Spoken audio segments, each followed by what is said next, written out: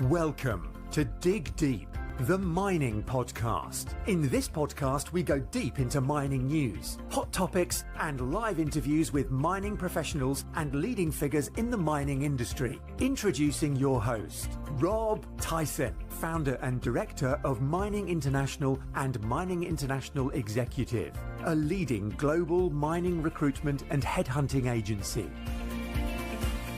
Hi, mining community. Welcome back to another episode of the Dig Deep, the mining podcast, the show that brings you the latest insights, thought leadership and stories from across the global mining industry. Today, I'm joined by Gerard Wood, who's the founder of Turbo Leadership Coaching and also Wood and Media, and someone well known across the mining and industrial sectors for his practical, no-nonsense approach to leadership, culture and performance. Gerard has spent decades working alongside leaders, frontline teams and tradespeople, helping businesses close the gap between strategy and execution. Many of you will know him as the author of Simply Mining Maintenance, a book that challenged how industry thinks about reliability, accountability and systems. And in today's conversation, we're going to speak about Gerard's new book, Only Tradies Improve Reliability, due to be released in late February, which takes those ideas further and I suppose focusing on leadership, culture and often overlooked role of tradies in building high-performing organisations. And we're going to be unpacking why this book needs to be written and what prompted Gerard to actually write it now. And how leaders can extract real practical value from it in their own businesses. We're also going to explore Gerard's care so deeply about tradespeople and how leaders can recognise when culture change is required and how this book builds upon the foundations laid in his other book, Simplifying Mining Maintenance. So if you're a leader looking to improve performance, engagement and culture, particularly obviously in operational environments within the mining industry, this is a conversation you should stay tuned and listen all the way through. So Gerard, welcome to the podcast. How are you doing? Thanks very much, Rob. It's great to be here. I'm feeling great. I'm actually on a little bit of leave at the moment, but really looking forward to having a chat today. Yeah, you were on the podcast. It must have been a few years ago. And obviously you were speaking about your previous book, Simplifying Mining Maintenance. For those that didn't listen to that episode, obviously do encourage you to watch that or listen to it if you're listening to it on the podcast. But I wonder if you can just give us an overview of your career from way back. I mean, we met back in probably about 2010 when you worked for Bluefield out of Brisbane. So I just wondered if you can just take us through your journey from when you obviously started in the mining industry. Take us through how your career developed. And obviously you've been doing numerous things up to sort of present day. So I'll hand it over to you. Yeah, thanks, Rob. Well, I started out in my career straight after school. I became an apprentice electrician in mining, back in coal mining back in 85. And I did 4 years as an apprenticeship. Then I left for about a year and a half, came back into mining as a tradesperson, did that for a few years, and then I got promoted into a supervisor's role. I really loved being a tradie, but I was really passionate about, helping make a difference and improve. I've always been like that my whole career. So, taking on a leadership role and moving into those types of roles was sort of a natural transition for me. I worked through all the roles you can sort of do, like supervisor, planner. I studied engineering externally, finally became an electrical engineer in one of the sites, promoted to a superintendent role, and then finally maintenance manager over about sort of 16 years. And across Australia, Indonesia, or Queensland, and then New South Wales. After that, I moved into like a central improvement maintenance role with BHP, and I learned heaps. Like my career to that point would been all in the line, on tools in the line, and just getting things done. And then in this central improvement role, I learned about RCM and root cause analysis and PMO and all the different theories around reliability improvement and asset management, back in the days of PAS 55, which was the standard for asset management, which then moved on to ISO 55000. It was great. Did 5 years in those types of roles. And then I sort of felt like it was time really to get back into the line again and sort of implement what I'd learned, I suppose, in those central improvement roles. And then I took on another maintenance manager's role. That was really good because it made me realize that those theories I'd learned are great and essential to know. But you know what? It was about the people and the culture and those sort of things that made a difference. And, I realized 6 weeks into that role that, the planners and the supervisors weren't even talking together. And I'm like, oh my God, we've got to sort that out before anything can work. So I did that for just over a year and wasn't great flying in and out all the time.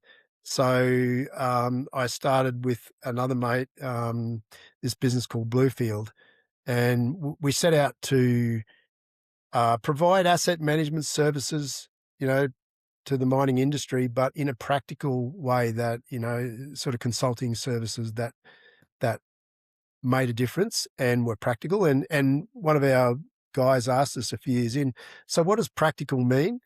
And it was a really good question. And we thought, well, we concluded that it meant that it made a difference at a trade level. So if the tradies on the floor didn't feel a difference or feel an improvement, then, nothing practically had changed. So, I love Bluefield. We were there 11 years growing that business. We're in Chile, we're in Finland, we're in Canada. We did lots of work in Africa and obviously all around Australia. And then we joined Deloitte. So Deloitte purchased the business in 2021. Did a couple of years in Deloitte, which was awesome for us to enable us to, participate in much larger projects and even have further sort of scope and even slightly get out of mining a little bit. And then after a couple of years there, I retired, but after a year of retirement, I decided, you know what, I still need to do something. And hence I've kicked off this business, Turbo Leadership Coaching, where I'm really just coaching, mentoring maintenance leaders. And I needed to write this book to help the industry as well. So I still want to try and influence, but more through the use of media and things rather than myself going out and trying to help particular individual sites. Um, Obviously, the book only Tradies Improve Reliability. We were speaking just off air before recording. Why do you think the industry really needs this book? And I suppose what prompted you to write this book now? Because I know you, as we said, we were speaking off air, and you were looking at writing another book, but you had to get this one out first of all. Yeah, look, I've noticed, and all the years in Bluefield, we're very proud of some of the improvements we helped sites make, and we were just the catalyst. The site made the improvements, but that was all centered around getting the culture around trades to be effective and, doing good quality work, picking up defects, getting them repaired before they become breakdowns. So I was thinking about writing another book, and I thought, right, I'm going to write this book called Accelerating Reliability Improvement. And I'm excited about that. I'm still going to write it in the future. And when I was thinking, though, how it would make a difference and how it would add value, I thought, you know what? I can write all the stuff that I've learned about reliability improvement, when to use RCM and RCA and all those tools, but nothing's going to change if the site doesn't have an effective trades culture. And I thought, right, I've got to write that first, because if I see the good sites that are performing well, I reckon there might be 20% in the mining industry that are going really well and are happy with their maintenance and their reliability. The rest aren't. And I'm going to say all of them. It's due to this culture around trades. And I do believe that over the years, we've lost some of the fundamentals around, trade culture and Even years ago, uh, they were called craftsmen and artisans, and that side of trades is sort of lost. And, you often hear people saying, oh, we need 2 fitters for this job or 2 mechanics. But they don't think about the experience those mechanics or fitters have, and that makes a huge difference to the outcome that you get. If you just put any tradesperson on the job who's never seen the machine before, it's a very big difference in quality of outcome and reliability of equipment in the end. So, I've seen that change, and when I was young and I grew up in the industry, all we really had was as a lever to improve reliability was do a great job the first time. And we introduced other tools over the years which made us more effective, but that base was always there, great quality work by the tradies. If we stay on the subject of tradies, um, why do you care so much about tradies? And also, you mentioned obviously to have a successful maintenance operation or looking at maintenance within the mining contents, you need to have a good culture, tradie culture. What does a good tradie culture also look like? Yeah, I suppose the reason I care is, my first job was a tradie. I grew up there. I studied externally, engineering and master's degrees and those sort of things, but you sort of still see yourself a little bit as a tradie when that's where you've started. So I've got that passion.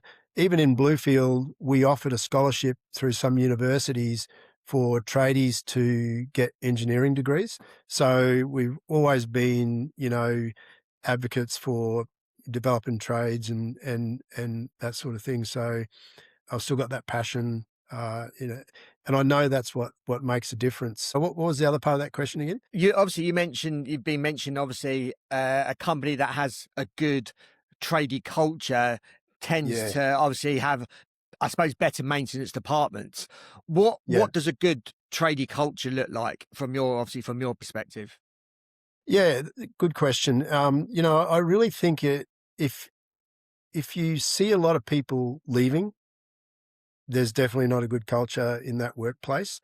And I think that I've seen and I've felt because I was part of a good tradie culture back in the early days. That's the only thing that really underpins reliability of equipment and therefore business outcomes.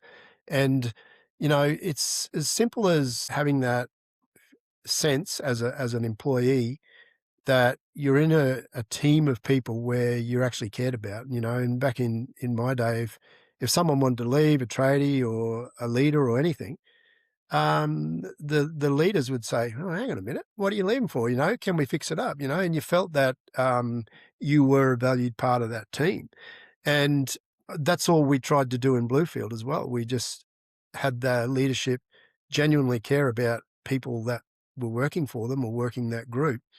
That didn't mean that everyone stayed, but a heap of people did because it's a good culture to be in. The other part about it is being able to talk about problems. I know that some sites I go to, and I write about this in the book too, like if you can't talk about the problems openly and honestly, you have no ability to improve. It's like a team sport. If you play the game, you make some mistakes, you go to training and you talk about what went wrong. And if you don't, you can't really fix the way you're playing as a team to improve. So it's the same in any environment, any work environment, any team, and very much so in a work team. So yeah, those sort of things are really, for me, what I've identified is makes it a good culture. Um, how will people extract obviously value and information and content from the book for their whether it's for their business that they're involved in or as an individual working within a company? Yeah, that's a good question too. I think, first and foremost, I would love for the tradies to read it and give them a little bit of insights about how much value they add to a business, and give them a bit more pride in the work that they do and the role that they have. So I've written a lot in the book about exactly that, as a tradie, how you can get that pride. And sometimes as a tradie, you may not think leadership's that good or the business is that effective. It may be a bit bureaucratic or whatever, but that doesn't mean you can't get that personal satisfaction from your job. And I talk about, some mechanisms to enable you to do that. When you get that personal satisfaction, you go out there, you do a good job every day, that builds your capability. It builds your reputation as a great tradie. It builds your employability. You can always get jobs. I know the guys that I work with, tradies over the years that always did a good job, they can get a job wherever they want. They can even demand a little bit more money. So, it's that sense of self that I really want the tradies to get out of the book in terms of value. But similarly, the leaders, how can they go about creating a great culture like that? Me going through that when I was in those leadership roles, I wished I had known some of the stuff I know now back then, because I made a lot of mistakes, and a lot of the stuff I write in the book is sort of experience from my mistakes.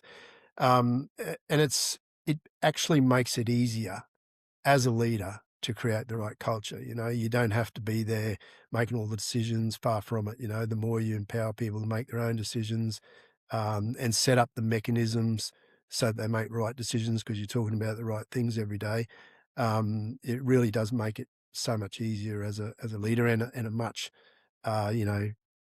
greater place to work. So in terms of extracting value, it's about getting people to read the book. I would hope that some companies see it as a tool for every tradie, as part of their toolkit, a mindset toolkit.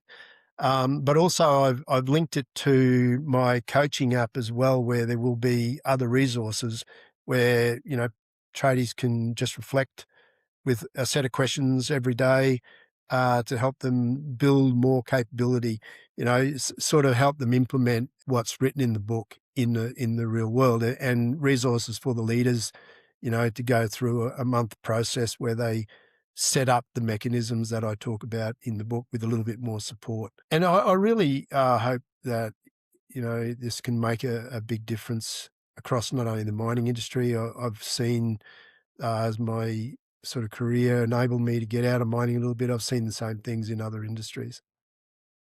Um, is this book just for tradies and maintenance people, or can other people within our mining industry read this? Like, for instance, a mine engineer or geologist, or anyone else within our mining industry, would they get value and certain golden nuggets or content from the book, not just for tradespeople and maintenance people? I think my first book, Simplifying Mining Maintenance, would be better for, the different departments, production and that sort of stuff, to understand how they can best relate to maintenance. But this is meant for the trades and the trades leadership. It's specifically meant for them. I would think that if senior leaders who were not from a trade background but were looking after trades as part of their scope, they would also get something from it in terms of understanding at a deeper level how to create that right culture within the trades group, and how to get the reliability outcomes that they want. A lot of times I see senior leaders having to invest literally millions of dollars in programs like changing the maintenance strategies and an RCM program, or all that sort of stuff. And often they may not get the benefits, the business benefits that they signed off on by those types of programs. But I know that by implementing this type of program where you get an effective trades culture, they're going to get business bottom line results galore. So if they're making those types of decisions, I'm sure they're going to get benefit from reading this book, even if it's just don't read in depth, but have a cursory read of it. And obviously talking about leaders and managers that are obviously looking after tradespeople. How would leaders identify the need for this kind of culture improvement within their business? Is there any particular signs where they really, I suppose, would need to read your book to implement some of those changes? Yeah, look, if there's, I always actually look at the amount of unscheduled downtime. And if I find like the percentage of downtime that's unscheduled on mining equipment being more than 40% of that downtime, or on fixed plant more than 20% of the downtime, like I they should be. I'm sure they're going to have a problem with the trade culture. Every time I've looked at it and looked at those numbers, I see it. Similarly, though, if they've got people that are leaving all the time, or they sense the relationship between leadership and trades isn't right, all of those sorts of things are a good indication that they either need to read this book or do something else that helps them improve that culture. And culture, in my experience, both in Bluefield and prior, is not something that you just let happen, because if you just let it happen, you may not get the one you want. But if you set up, routines and rituals in the workplace, which are as simple as, your meeting format, what you talk about in your morning meetings and weekly meetings and those sorts of things. If you set up those rituals, you'll get the culture that you design. No different to the safety journey that the industry's been on. They set up rituals around talking about safety. Very, very similar in the maintenance and reliability journey. Although, I think that in the safety journey, some of it, even these days, has become a little bit more bureaucratic as well. There's too many documents. I'm not talking about heaps of documents. I'm talking about creating a great culture, a genuine culture. Obviously, you mentioned, or I have, your first book, Simplifying Mining Maintenance. How does this book relate to your first book? Yeah.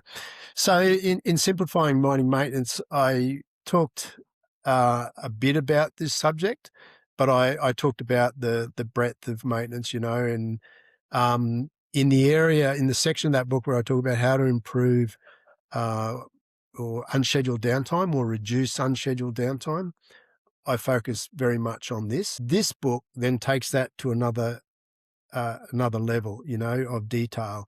It's about, okay, so if unscheduled downtime is due to, quality of work and getting defects identified in the right early enough so that, action can be taken and all those sorts of things, which I wrote about in the first book, then why does that happen? How can we fix it? And that's what I talk about here. So what makes a tradie go out and do a good quality job the first time? I have talked to a lot of people about this over the years and come up with this concept that they either don't know what good looks like, they don't care, or they don't see.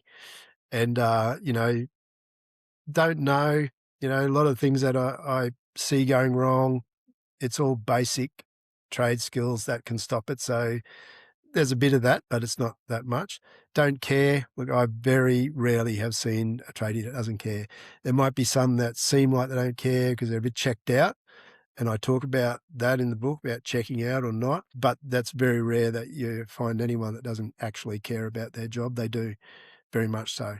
But it's this concept of don't see, where they walk around a workplace and they don't see what defects are there, and because it's become normalized. And like I experienced it too when I started in the industry.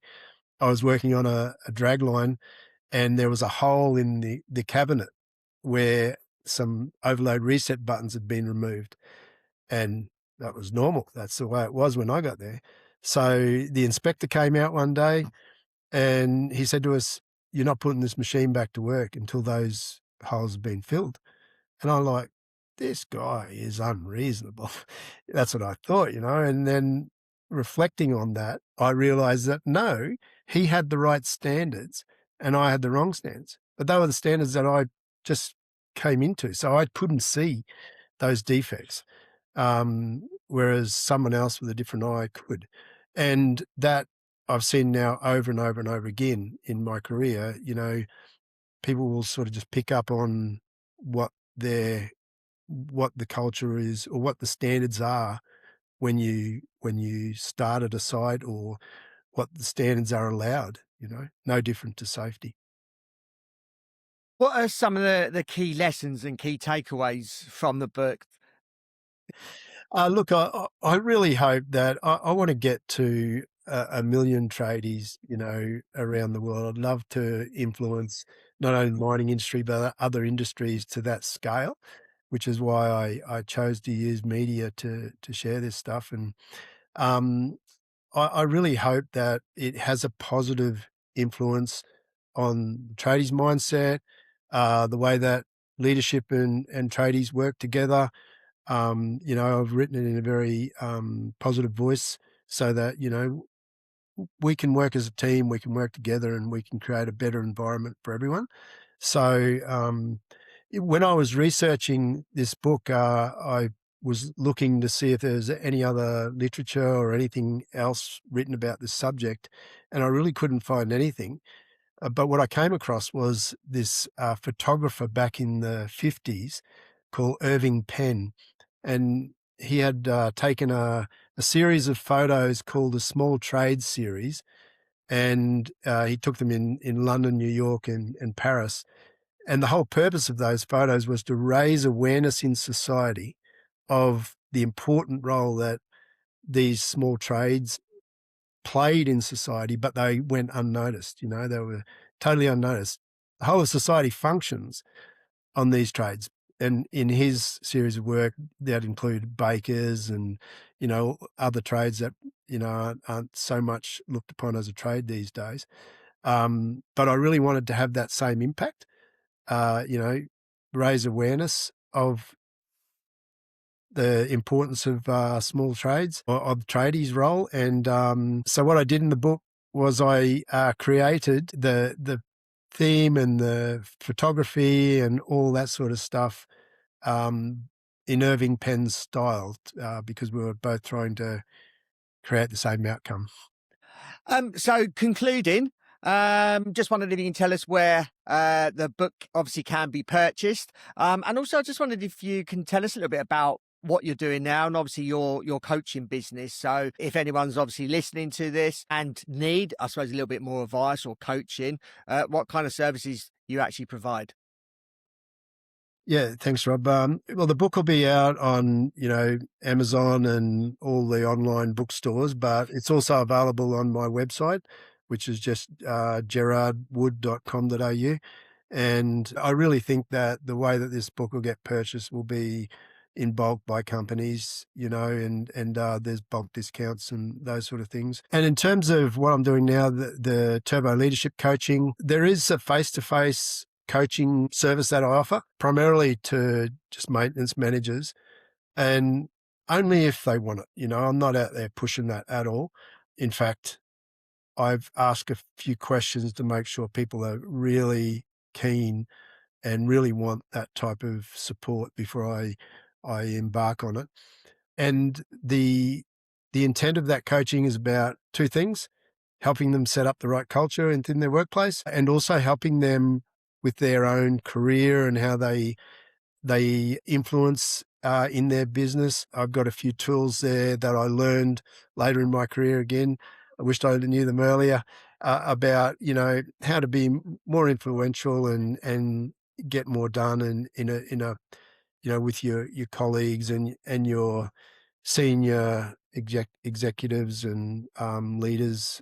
There's actually some simple tools that you can use to advance your career a lot more. Like when I was young, I thought, oh yeah, I just got to get the results, just got to get the availability and the cost right, and safety, no problems. But no, it's a little bit more than that. You've got to also be able to communicate well. So yeah, doing that. But also in the coaching, the Turbo Leadership Coaching app, I've got some online courses that people can do at their own pace. There's going to be resources there at the back end of this book that people can tap into and help them implement what I talk about, and hopefully get the value in the business, actually by implementing. It's great to read the book. I've read a bunch of books. I only get the value myself when I implement what I've read or what I've learned. Yeah, certainly. Gerard, really appreciate your time. Obviously, thank you for sharing your insights. Obviously, telling us about your book, Only Tradies Improve Reliability, which, as we mentioned, is going to be out later in February. We'll include those details where they can purchase the book. Obviously, you're probably going to be advertising it on LinkedIn once it's actually out there as well, and obviously purchase it from your website. So I'll include those in the show notes. Are you across any other social media platforms where people might be able to follow some of your work and see what kind of things that you're up to?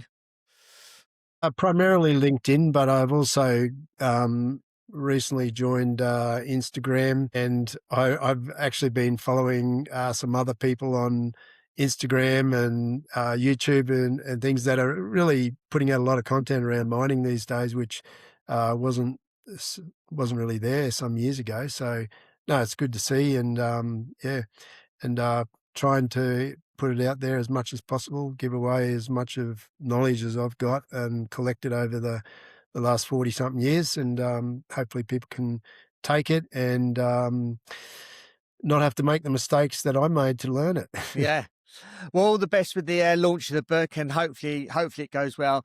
And obviously, those that are listening, maybe you can purchase it for people that you know, maybe tradespeople that you know in the industry, or even a manager who may be managing you and may need some tips and tricks. You might not necessarily have to say it in that way, but maybe you want to purchase the book for them. And as you mentioned, companies are encouraged to purchase a number of books where you'll get discounts as well. So for those that are listening, check out the book once it's released. And if you've got any questions, you can obviously reach out to Gerard with any questions that you may have. So all the best for the launch, and hopefully you'll come back on again once you release, or once you start writing and then release your third book.